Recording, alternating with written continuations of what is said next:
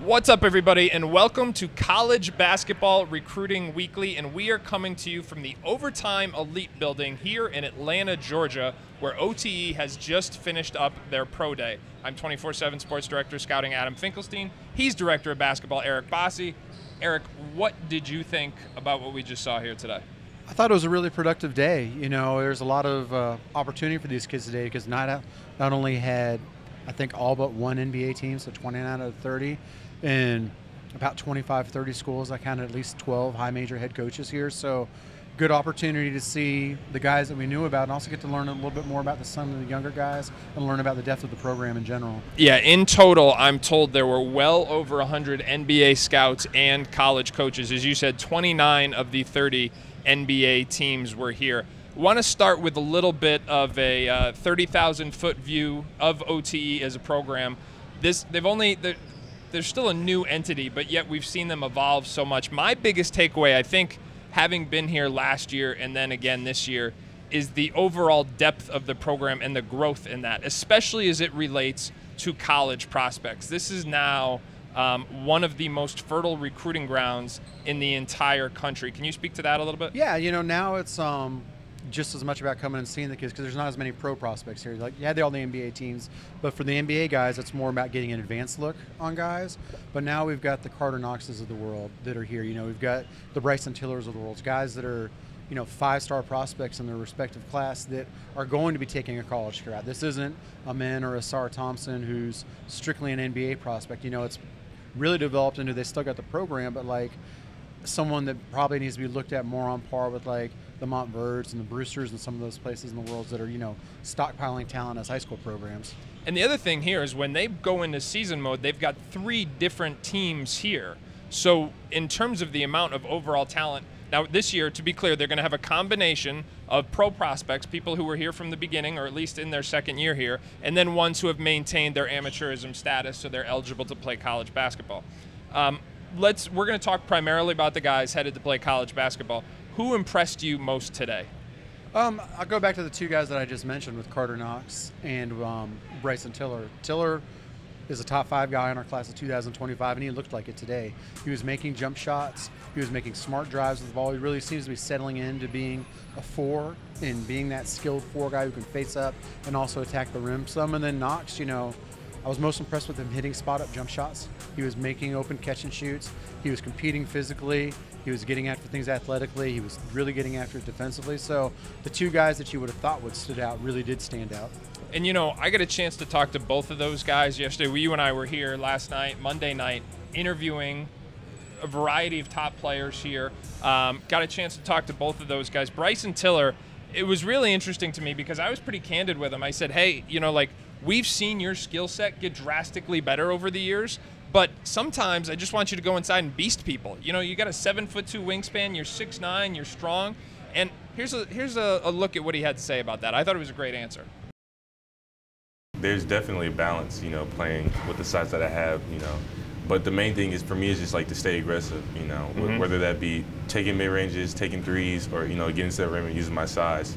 The main thing, like I said, is to be aggressive and, you know, to keep my foot on their necks. That's really it.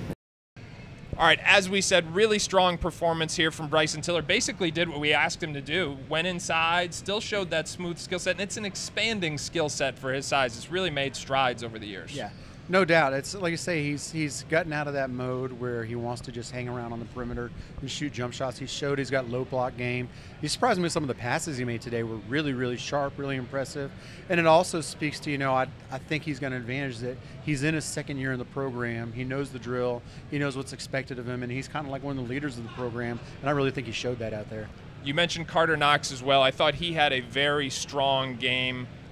When we got into the 5-on-5 portion of the day, made shots. I thought he defended as well, and he's one of these players who's really interesting because he's uncommitted. So he's got a group of schools here to see him, and potentially ones that aren't even on his final list. Really kind of intriguing to see what happens with his recruitment.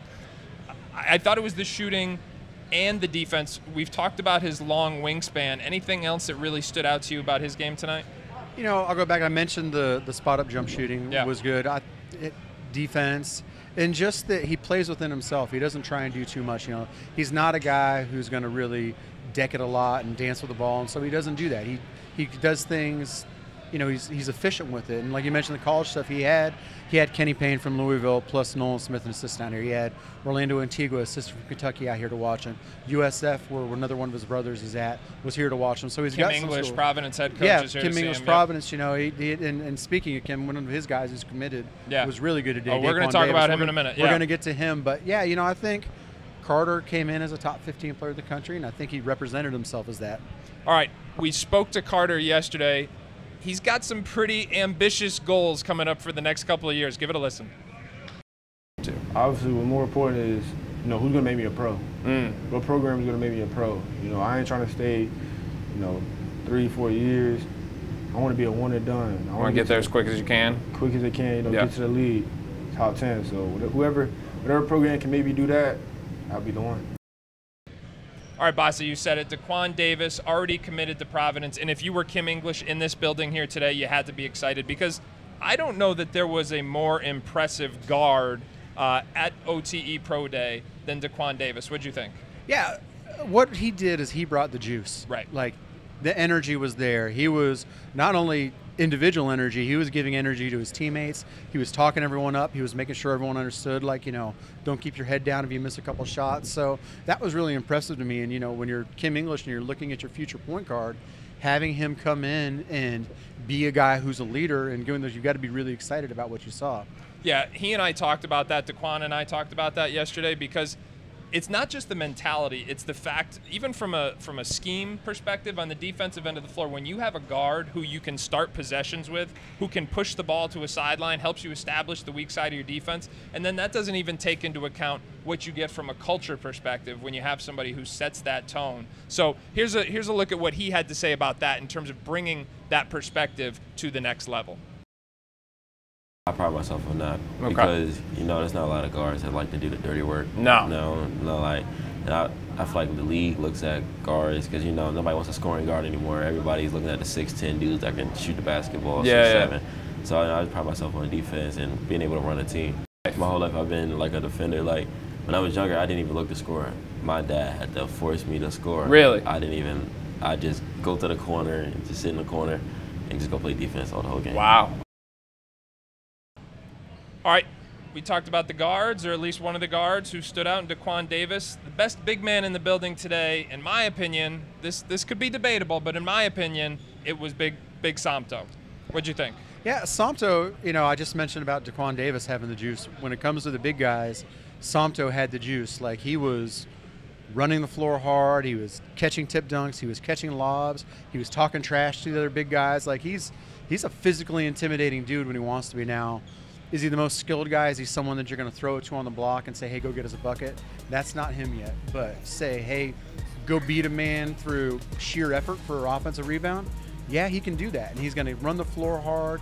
He's athletic. He tests well. You know, he's a guy that really, I thought, helped himself today, and is a guy that maybe isn't going to be one of those one-and-done types of Kentucky they're used to with the big guys, but if they give him a little time and focus on his development, he could be a guy that terrorizes guys in the SEC as a junior and a senior. Now, part of the OTE Pro Day was BAM testing, which stands for Basic Athletic Measurements. Somto, here are his numbers. He measured in at 6'10" with a 7'7" wingspan, which is just absolutely off the charts. And it's not just the length, it's the power, it's the explosiveness.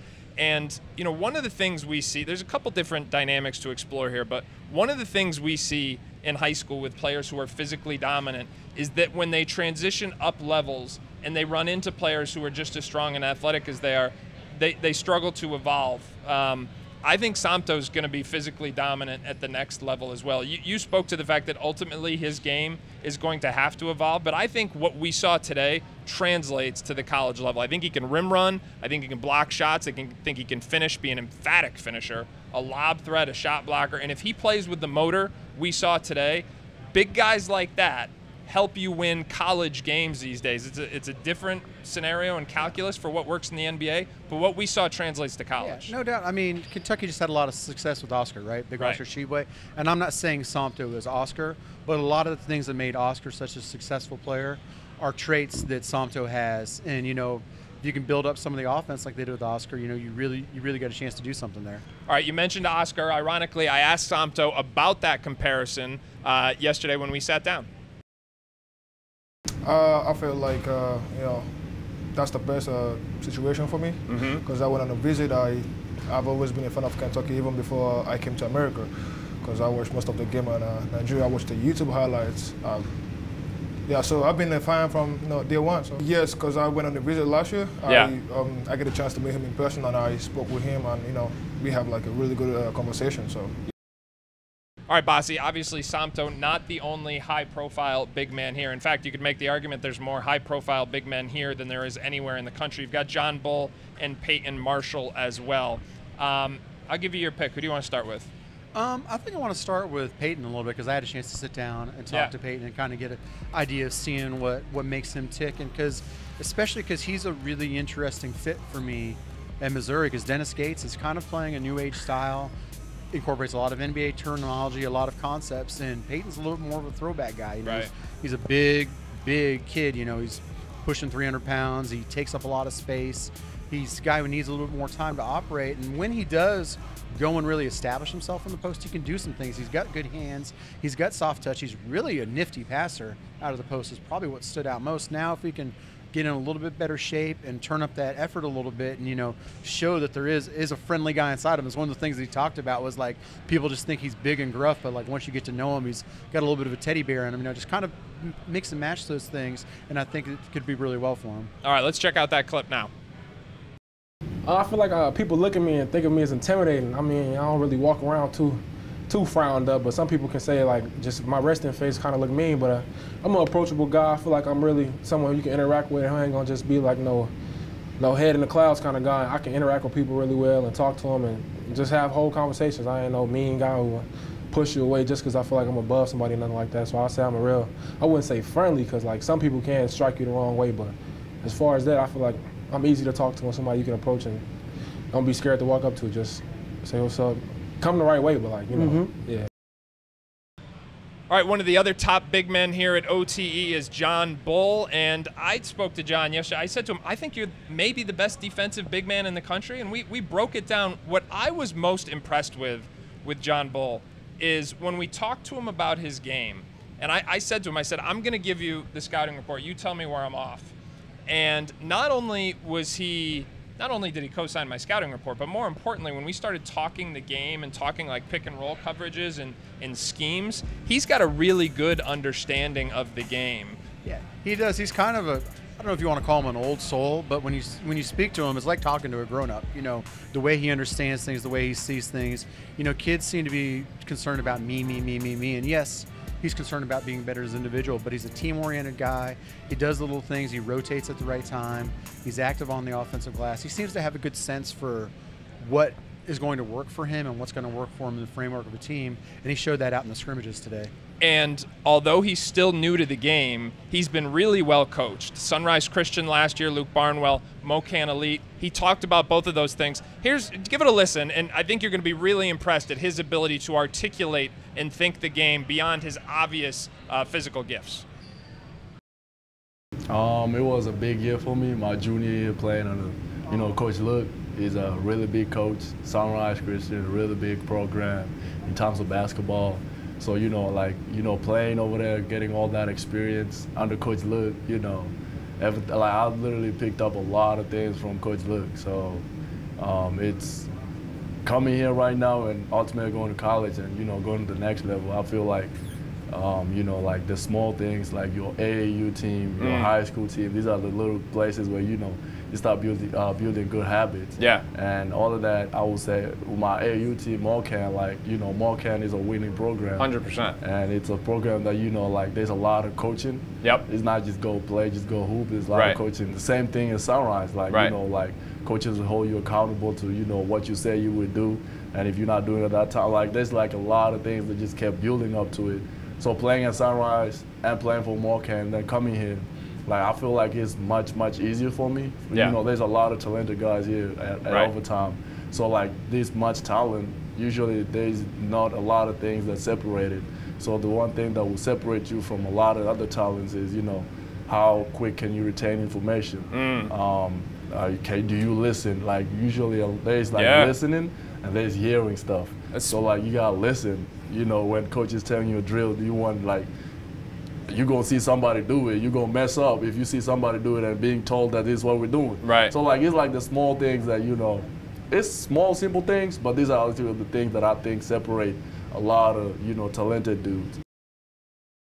All right, boss. Now, I was asked the question. I jumped onto one of the OTE broadcasts because they broadcast all their games here. It's available on their YouTube channel. If there are ever any surprises anymore. And I said, actually, there was a surprise for me today, and there were a couple of surprises because we alluded to this. There's some players here that are still pursuing the professional pathway, including a couple of players from South America. The player who caught my eye right off the bat was Samis Calderon. I mean, let's get these measurements. And he had previously been at the NBA Academy. I think you'd even seen him before. Measured out 6'7.5" with a 7'5" wingspan. So when you're talking about a wing, you've got positional size, you've got positional length, you got some athleticism. I had not seen him play before today. He made some shots in the drill work that made me think, man, this is a really interesting guy, potential 3-and-D type prototype. But then wasn't necessarily dynamic when the game started, but he was comfortable putting the ball on the floor. So there was a lot of tools and there was a lot of versatility. He, to me, was the most pleasant surprise today. What were your thoughts on him? Yeah, like I said, he's a guy that I got to see during the summer, and the size, the athleticism all check out. Getting to see what he can do in the skill work situation was good because the shot did look good. It looked like he looked comfortable shooting it. Now it's just a matter of bringing it all together during a game, and part of that maybe, you know, he's facing a language barrier right now. He's in a completely new situation. You know, it probably was a surprise to him to see as many coaches and NBA guys out there. So you want to give him a little chance to adjust, but I'm really curious to see where he is by the end of the year. And as I said, on this show, we are focused primarily on the players following the college track. But to be sure, there are plenty of NBA prospects here. It's why there were 29 different scouts and front office people here.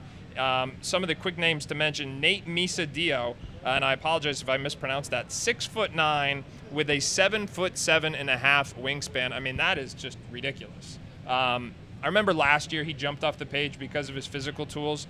There's been a progression in his skill set. It's got to keep progressing, but I think with that body type, with that athleticism, he's going to be a name that NBA scouts are going to continue to track and monitor for his development. I want to ask you now, turn that page and talk about some of the young guys who have multiple years left of high school basketball. Talked about Bryson Tiller. You got a chance to sit down with Mikel Brown yesterday. What were your impressions of him through our 2 days in Atlanta? Yeah, so Mikel is an interesting guy because he's very, very mature and balanced for a high school kid. He actually spent a lot of time during our sit down speaking about that maturity and the balance and how important that is to him, and also setting a good example for his younger brother and younger sister. And you can see that, like, when he plays, I don't want to say he's too cool for school, but he's almost too mature for his own good out there. Like, you know, I'd like to see a little more fire from him, amp things up a little, because as that point guard and as that leader, that's what he's going to be expected to do. So I think that's going to be the focus for him moving forward. Are there any other young guys that you've been, because we know this and we've talked about this, when Bossi and I are at the same event, typically I go to the older kids and you go to the younger ones, and then we cross-pollinate as much as we can. But who were the young kids who really resonated for you tonight? Yeah, so they've got some freshmen in the program, and there's one in particular that really stands out to me, and that's Lincoln Cosby. Yeah, no doubt. He's 6'8", long wing from Ohio, who I had a chance to see during the summer. 6'9", according to the BAM measurements. 6'9", yeah. Yep. So, and probably well over 7 foot wingspan. I'm sure. 6'11". 6'11", close. Not bad. But he's a guy still only 14 years old. Yep. Doesn't turn 15 for a couple more months, but he can shoot it. He can put it on the floor. He's out there doing windmill dunks already. Like, we haven't seen very many guys in the class of 2027 yet, but if there are 5 better pure prospects at that age in the country right now, then that class is going to be off the charts. Yeah, he's just oozing talent. And I think, you know, we've talked about this time and time again. When you are as talented, as obviously talented as someone like he is, listen, it doesn't take you or me to say, wow, this kid's really good. Anybody walks in here is like, who's that guy? Right. The key is to maintain your humility, continue to work hard, continue to develop, and realize you're like the first step of the first lap on the race. Any other young guys you want to highlight? No, I think there's a big guy, Marcus Ponder, who's almost 7 feet tall and just ginormous too. Like Yeah. there's a lot of really big guys in this program. 7'7" and a half wingspan And for Marcus Ponder. he was able to, trade blows in the paint with guys like Peyton Marshall, Jazeer Jackson, big 300-pounders that are older than him. So he's a guy that we had heard about but hadn't got a chance to see. So getting first eyes on him was interesting. He's definitely going to be a guy we track. And unless there's any other young kids you want to mention. No, I think we're good. All right. We forgot a very important name as we talk about some of the top prospects here. I think we checked off most. Kanon Catchings, Yeah. a player that I got to sit down with last night. I had the same impression today that I did when I watched him in the USA Basketball 19 and under training camp. There's moments where you're watching a play, he doesn't seem to be in it, and then all of a sudden he's right there above the rim. And it's those quick kind of instinctual plays and the ability to cover the court. And although he's older, it's not like he's 16 years old, but there's still so much untapped potential. And I know you went to see him during the high school game last year. What have you seen between then and now? So he's gotten a little bit bigger. He's gotten a little bit stronger. And we're talking about a kid that not only has natural ability, he's got great bloodlines. His mother was a big-time college player. His aunt, Tamika Catchings, is a WNBA legend. His grandfather, Harvey Catchings, played several years in the NBA. And he's a guy that, just like you say, he's kind of going along, and the next thing you know, boom, he's right there for a putback, or boom, he crosses a guy over and hits a pull-up jump shot. Now, it's getting that consistency on his jump shot, particularly the release up at the top of it. He gets that, but he's going to Purdue. They really develop guys. Matt Painter is known for finding these under-the-radar guys, and he got Kanon committed way before anyone really knew who he was. But now he's bringing in a level of talent that they're maybe not quite used to having with the base level of talent. And if they can develop him like they've developed some overachievers there, then he's a guy that could have, possible potential to only a 1 or 2 year stay in college. The other thing that stood out to me when I talked to him yesterday is he's very quiet at first, but when the personality comes out, it's kind of like watching him play. It's like, whoa, there's a lot there. Mm-hmm. Here's a glimpse of my talk with Kanon Catchings yesterday. Family connections, I mean, sometimes it's good to have, sometimes I'd rather not have it, because then other people just say, well, you had this because that's your aunt or that's your grandfather. So. And tell us about your aunt. My aunt, I mean, she helps me a lot. Tamika Catchings. Yes. Yep. Yeah, she helps me a lot. I mean, just watching her whenever I was younger in the gym, always shooting, always working, I'd be on the other court trying to do the same things that she was doing. They always tell me the same thing. Okay. Just to work on being more aggressive, rebound more, be more assertive on the court. All right, back here with Eric Bossi. Eric, I want to finish this up, talk about two of the top uncommitted seniors. Number one is a guy that you have been a constant advocate for, and that's Jakai Howard. There's a lot at stake. There's a lot of pressure on these kids in an environment like today. Regardless of how often, how many shots a kid makes on a particular day, I think his tools and talent were very obvious here today. And as I said, you're a big proponent of him. So tell me what you see in him. Yeah, so with Jakai, the physical stuff is unmissable. Like, he's freak show athlete. He's long. He just moves different than other guys right there. No doubt. And to play at the highest level, you got to be able to move at the highest level. Mm-hmm. So he's got that down. And OTE has a kind of a docu-mini series on Amazon Prime that I sat down and watched all the episodes of that, and got to see a kid who's really fighting with a lot of pressure to be great and to help take care of his family, and maybe struggles with that sometimes. But watching him in comparison to how he went through these same workouts last year compared to today, I saw a much more focused guy. I saw a guy who was engaging with his teammates more. Now, were there times where he tried to do a little bit too much? Absolutely. Put the ball on the floor too much, took a couple bad jump shots, but he was there playing above the rim. He was finishing lobs. He was getting offensive rebounds. He's just coming off an official visit to Arizona State, which is kind of, I can see him and Bobby Hurley being potential matches from a personality standpoint. Hurley kind of vibes with some guys like him, but I think he is a guy who has heard a lot of people say some somewhat negative things about him and his effort levels and maturity level. And I see a kid who's out there really trying to work on that, and I applaud him for that. I think that's well said. Has a 39-inch vertical. Highest vertical, according to the BAM testing here at OTE, Jason Jackson's. That surprise you? 42-inch vertical from Jason Jackson, and second best, 41-inch from Somto.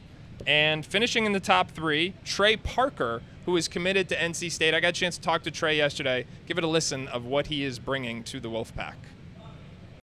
really just getting downhill and seeing my big man, seeing my shooters, everybody, just seeing the whole court. All right, a couple other guys to mention here before we wrap up. Jaeden Mustaf, Damon Stoudemire, one of the 11 or 12 high major head coaches here, saw a guy who I think is exactly what we expected. Big, powerful, multi-positional, going to be able to get downhill, potentially defend multiple positions. Anything surprise you about him today? No, not as much. I think he's a guy that essentially, we'll get in a second, that he's kind of seems to be trying to figure out what his game is. He came up as a shooter, and then all of a sudden he got strong and athletic and started relying on that, and now he's not much of a jump shooter. He's the son of an NBA player. He's going to play for a former NBA player, but him and I sat down, and he really spent a lot of time talking about that deal of how he used to be a shooter, and now that he's athletic, he's trying to figure out to get the shooting back and how good he can be once that all comes together. All right, let's check that out. I think the area the most that just helped me get to the next level, that'll help my game the most, is the shooting part. I think that's the biggest piece. And being here is really it helped me already on that. I feel like I can see improving myself every day. I'm in the gym. Every day I'm working in the gym, shooting, getting my form right, making sure my base is right, just making sure everything's right. And I'm seeing an improvement on my shots going in, misses and makes and all that. That's something that I know myself that I need to get better at. That's not something that someone else needs to tell me. I think I'm the first person to criticize myself on what I need to get better at. So every time I see that, that's nothing that's taking me down. That's just knowing that I need to get better at it. So, and crazy, it's really crazy because when I was younger, that's all I could do. I got older, I had no athleticism when I was younger, none. And then as I got older, I started getting more athletic, and so yeah. So now I think just working on, just working on everything I've been working on. I think overall over time it's going to help me become the best player I can be. All right, as you can see here, there's just players upon players, so we keep going. Two guys, then we're done, I swear. Tyler Jackson, 2025 guard, from Baltimore, coming off a huge grassroots season, just seemed to score at will in so many different environments. I thought he had a really good day here today. What'd you think? He did. He didn't force the action too much. He scored like we know he's going to score, but we saw some situations where he was a much more willing passer and setup guy for others.